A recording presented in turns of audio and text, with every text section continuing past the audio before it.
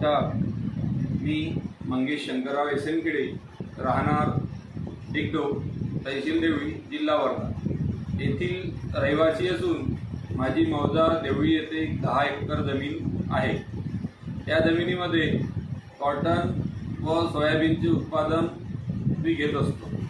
सोयाबीनमध्ये महाबीजच्या साहेबांनी मला एक नवीन व्हेरायटी NRC 130 मागच्या वर्षी सजेस्ट केली होती।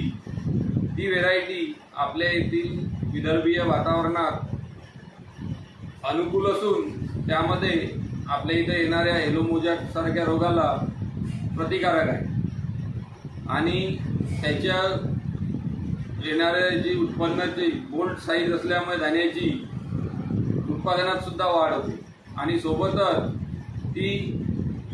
तिचा कालावधी त्या व्हेरायटीचा 90 ते 100 दिवस असल्यामुळे आपल्या येथील पाऊस जरी लवकर निघून गेला तरी त्या व्हेरायटीचं उत्पादन हमखास असं घ्यायला आपल्याला मिळते। त्यापासून मला यावर्षी जवळपास 9 ते 10 क्विंटलचा ॲव्हरेज एकरी राहिलेला आहे।